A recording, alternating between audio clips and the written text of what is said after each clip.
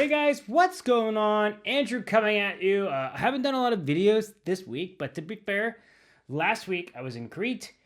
This week I finally quit Swedish Snus. Now, I quit Swedish Snus and did a video about it like 3 years ago. And then, like an idiot, I think I got hooked on snus about 2 years ago.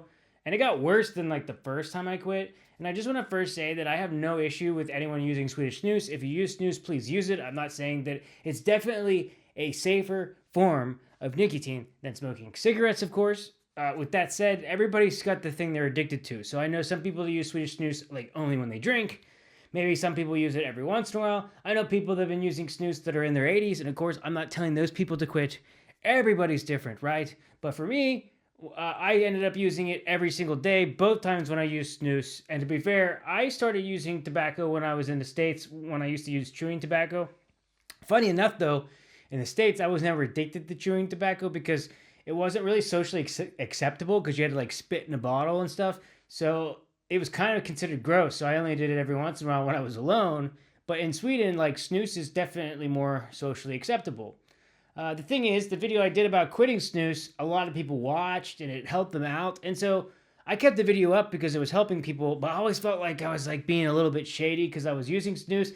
But I also didn't want to tell people so much that I was using snus. I did do a video on snus one time on my YouTube channel, but I also didn't want to discourage people that were quitting to think, oh my gosh, am I just going to get back on at the same time?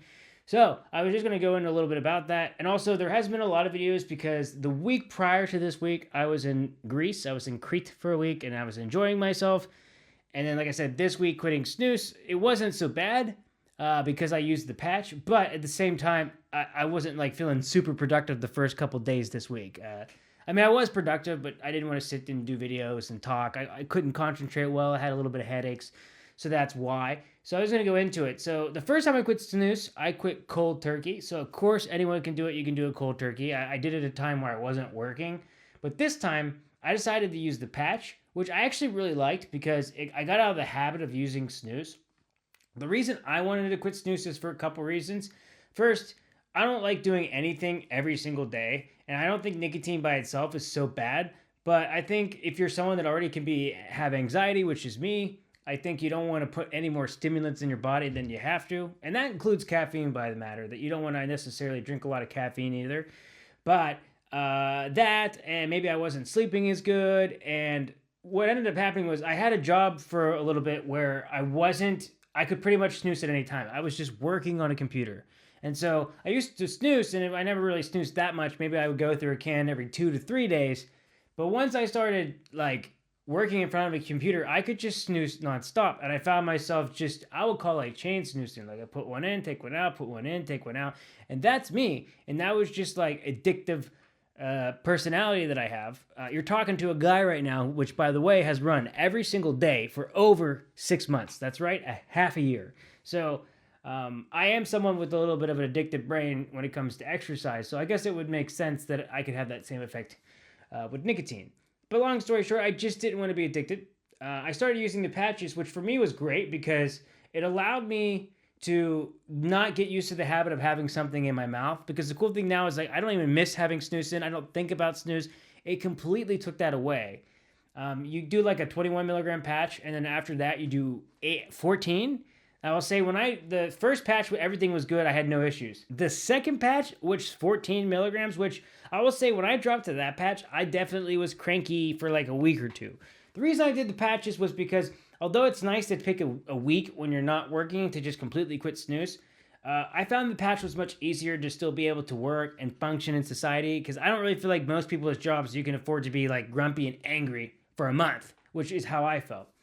I will say, though, that I think that snus is even more difficult to quit than cigarettes for a couple reasons. I think it's because you can snooze pretty much anywhere. And if you live in Sweden, it's totally socially acceptable. And then I think you just get way more nicotine. Because when I got on the first patch, that was 21 milligrams like per 24-hour period. And that was enough to not make me feel crappy when I was on the patch. But if you think about snus, like one snus can have 6 milligrams of nicotine in it. So if you're doing 10, 12 a day, or 8 even, you're getting a ton of nicotine in your brain constantly all the time. So anyways, the patch, like I said, I got off of it. It got rid of a little bit of the habit. But then I finally got to the 7 milligram patch. I would say that was probably the hardest, but I adjusted to it.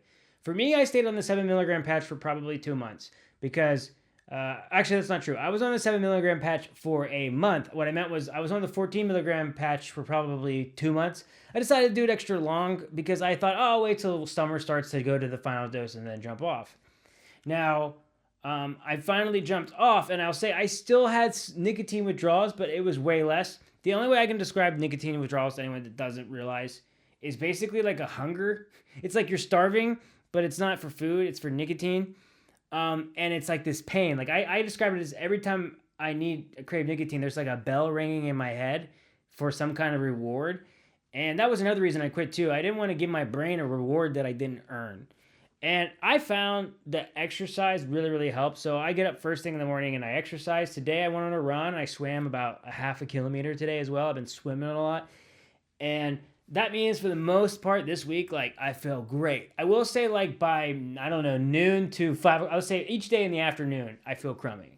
Today, hopefully I don't feel crummy, but I feel a little bit crummy, a little bit less excited about like maybe playing video games or watching a TV series, but I know that's all temporary.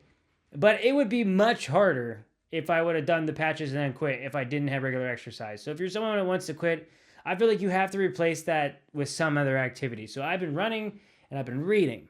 And although my YouTube maybe take a step back for a week, I think that for me, I'm probably going to get way more productive because you got to keep busy when you quit nicotine, and that's great. The final thing is, I think the reason I got back on nicotine when I look back is because for me, it's like this. I think nicotine and alcohol can go really well together. And I'm just talking, you're having a beer. Like if I have a beer, I'm going to crave nicotine.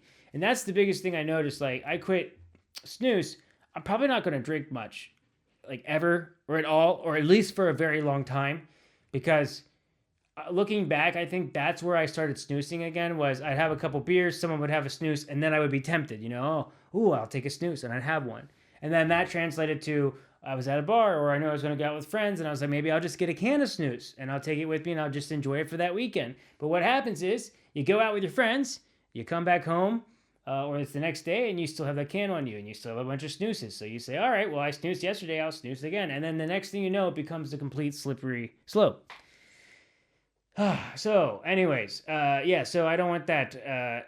To me, I guess alcohol just doesn't taste the same without snooze, and I don't want to snooze again, so it doesn't matter to me. I just don't have an interest. But being here in Sweden and getting the chance to swim outside every day, like I've been doing that ever since I quit, and like towards the end, even when on the last patch, I just recently got into swimming because I've been running every day. Whew, man. Going outside at first thing in the morning, and especially here in Linköping where I swim, there's like nobody outside. Like I get there at 7 or 8 in the morning. Everybody's gone. Everybody's asleep. The sun comes out. I'm swimming, and all I see are like the little duckies in the water and the fish and the birds in the air. It's the best. That's better than, to me, anything I ever would feel from nicotine or anything. Just, you can't beat that. You can't beat Mother Nature. You can't beat exercise. So this is a word of encouragement to anybody that, I guess, comes back to my videos and found out that I got back on it again. And there's hope. You can quit again if you got back on it. For anyone that snoozes, there's nothing wrong with snoozing again. I don't have an issue with it. Personally, though, if you're like a younger person, you're like snoozing now, or you're like, hey, should I snooze? I would say if you're like, of course, legal age, 18 or whatever, or older, I would encourage you not to snooze, not to get addicted to something, because you might not, but like, if you do, it is kind of sucks, because for the rest of your life after that, you're always going to create, like, no matter what, I'm sure there are going to be times I'm going to think about a time I'd have snooze, or I'll think about nicotine for a second. It's going to be less and less. But again, with the patch, I don't fear that. I don't feel that nearly as much. I just felt crummy for a week. So, yeah. So I'm happy. I'm proud of myself. I mean, I'm not saying anyone has to send me a parade. I don't need a parade or anything. But once I hit 35 this year, there were just certain things that I wanted to change about myself for the better, because I feel like the decisions I make from 35 to 45 are going to have more of an impact than 25 to 35. That's what I'll definitely tell you. If I get a tweak or injury from running or something else, I feel it more. And that's why I think it comes down to making good decisions, what I'm eating and everything else. So, all right, guys, I blabbed a good bit here now, and I know I did. And I know this is not the video for everybody, but I know probably over time this video is going to get thousands and thousands of views of people who are quitting or not quitting. So I hope this ends up being a word of encouragement to those of you that are in that situation. Everybody else, it's just my regular audience. It's fine. If you've quit snus, you can go ahead and hit that thumbs up button. If you like snus, I guess you can hit that thumbs up button. If you thought this was a good video, you can hit that thumbs up button. And you can tell me your thoughts below. I'm very interested in people that actually quit snus. Like, what activity or what did you do to replace? Because I just feel like you can't quit and not replace it with something. Okay? All right, guys. I will see y'all in the next video. Hey,